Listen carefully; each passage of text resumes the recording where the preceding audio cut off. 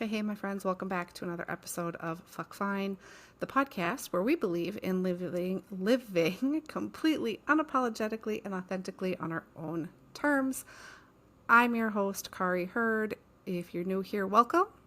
Thanks for dropping by. And if you're returning, welcome back and thanks for the support. All right, let's get into it. Today, I want to talk about the word should. I hate it. I hate it. I hate it. I hate it. And I want to start by telling you a little story of when I first hated it.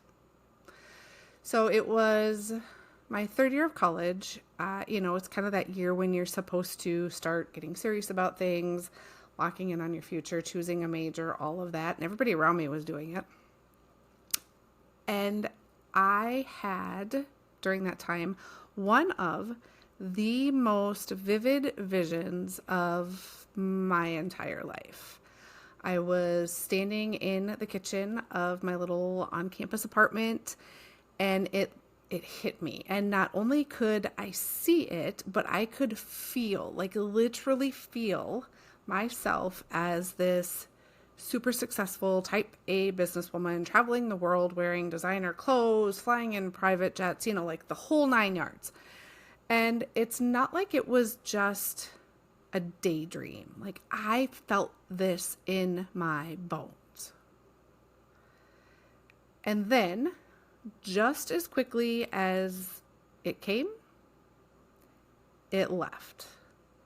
I started worrying about all of the things that made way more sense. Because let me tell you, this made zero sense in every imaginable scenario. It didn't fit my personality. It made zero sense. And I started thinking about all of the things that made more sense, like what I should do instead, right? I should do this. I should do that. I thought I should. So fast forward a year later, I was finishing my Spanish degree because I should, and I was engaged to be married. And I was riding down I was on a train, flying down the tracks toward a life that I was supposed to create. Or at least the life I thought I was supposed to create. And I didn't realize at the time how much I hated it, how inauthentic it felt to me. And it is so much so that I actually tried to unalive myself. Not something I'm particularly proud of, but looking back, it was the only way I could think of to get off of this speeding train.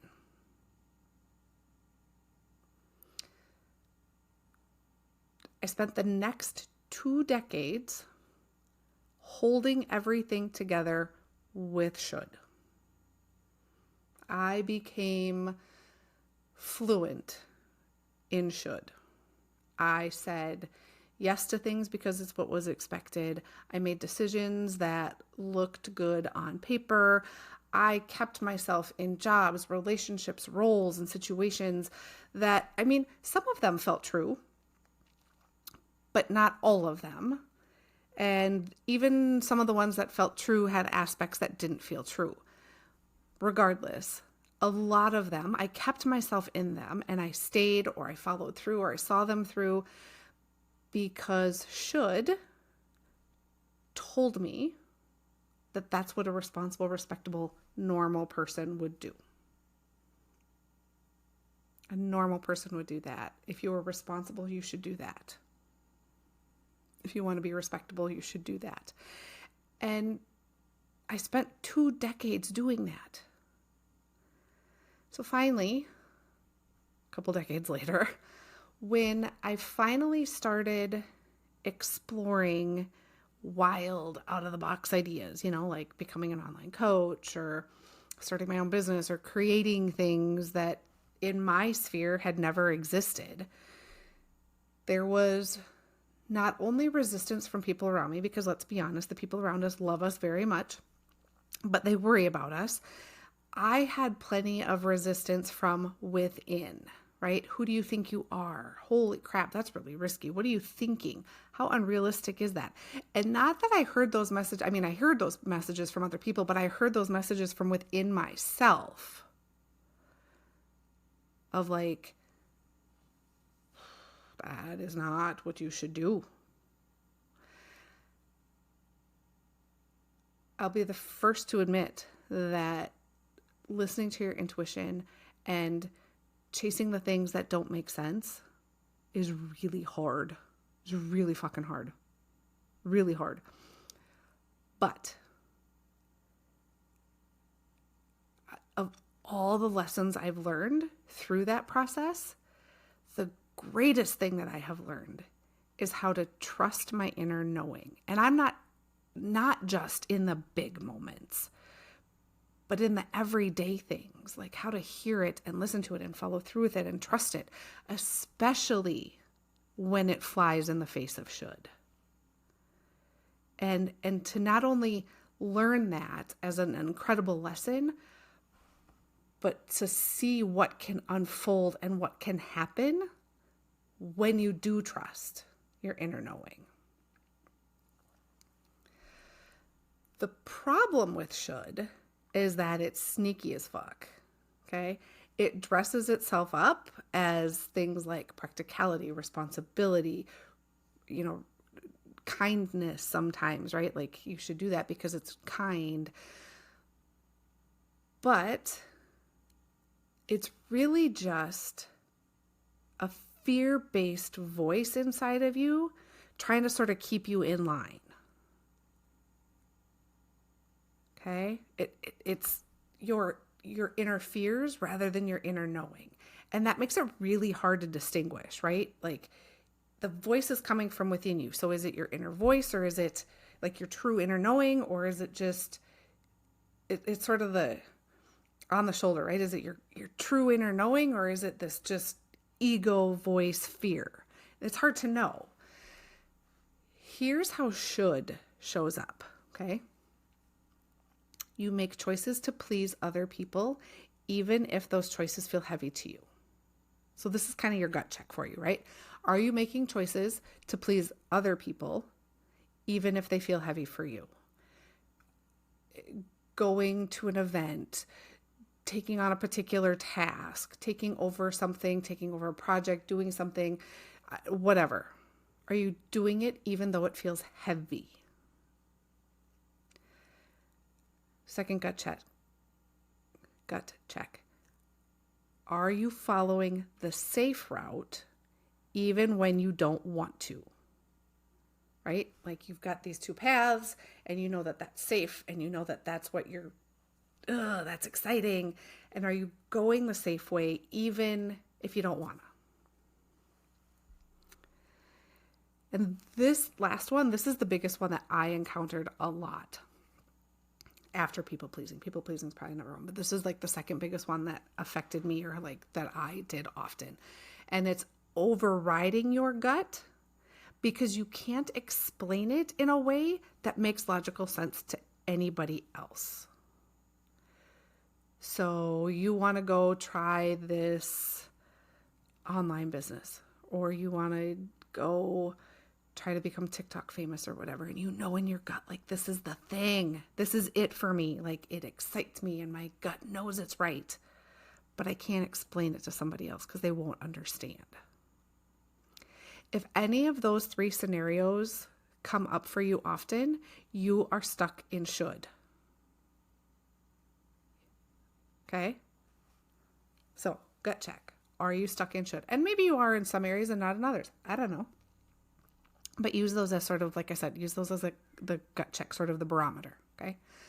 If you are, I've got 4 steps or 4 ways for you to break free from that, okay? If you've been sort of stuck in that cycle and whatever, here's how you can kind of start peeling back the layers, okay? Step 1, name it in real time, in that moment. When you catch yourself saying, I should, ... Stop and ask yourself, like we've talked about this the last couple of episodes, the power in the pause. Pause, name it. Who told me I should? and let me reframe that. Where is the should coming from? Was it someone specific? Was it society? Was it social media? Was it a family member, a friend? Was it your own inner knowing? Who told you you should? Do I actually want this? And is it in line with my values? So those three questions, kind of the power in the pause, right? Naming it in real time. Who told me I should? What do I actually want it? What do I actually want? And is this in line with my values? And I've said it before, I'll say it again. Values aren't necessarily what we think of when we think of values. When I talk about values, I'm talking about things like peace and harmony and all of those like inner like adventure, or like the values to create your aligned life. Those are the values I'm talking about. Okay. So step 1, name it in real time. That power in the pause. Step 2, do a gut check. Okay. Your body knows long before your brain does. So how do you feel in your body about saying yes to this thing? Does it energize you? Does it make you tense? Does it make you feel light or heavy, excited, or a little bit of dread? Feel it in your body, because it knows before you actually think about it. The moment you're presented with an opportunity, your body knows. So what did it tell you in that moment? Gut check. Step 3, try reframing the language that you're using. I do this often, and it actually works quite well. Replace the I should with I want to, or I don't want to. So let's say you're presented a new job opportunity and you say, oh, I should really take that. That's a great job. Okay. You should replace that with I want to. I want to take that new job. I'm choosing to take that new job. If you can't replace the I should with an I want to or I choose to, then it's a no. If you can't replace it, you're succumbing to should rather than just a semantical difference, right? Try replacing the language. Step 4, build micro trust. Start small. We talked about this in the last episode as well. Low stakes decisions and follow what feels right. Like I said, we talked about this in the last episode. What should I have for breakfast today? Or I should have that for breakfast. I should have oatmeal. I want to have oatmeal. I choose to have oatmeal. I don't know. Some days you do. Some days maybe no. Start with small, low stakes things. And again, feel what feels right, even if it doesn't make sense to anybody else. And then over time, that's how you build trust within yourself. Okay? Step away from should. If you've been feeling stuck in someone else's version of what your life should look like, or what you want your life to look like, let me rephrase that. Start rebuilding your self-trust now so that you can start making those bigger decisions. And I'm going to do a little plug here because it'll be super helpful, and it was super helpful to me. The prompts in my journal are a great place to start. Okay, it's packed full of some deeper questions. It's also got some like daily prompts that I use to kind of help me start to tune in to myself and kind of clear out some of the noise so that I could hear myself again. And so you can hear yourself again. I'll put the link in the show notes. But we need to start replacing should. You shouldn't do anything. You want to, you choose to. You don't have to. Thank you, my friends, for tuning in. I hope that this was helpful. I would love to hear from you in the comments. If you're listening on Substack, shoot me a message. Or if you're listening on any of the other platforms, I would love to hear from you. Come find me on social media. Fuck Fine Podcast, Kari Heard, find me. I want to hear how these episodes are falling for you. What's resonating, what's not, and what you'd like to hear more of. So thank you again for tuning in. Have a great week, and I will see you in the next episode.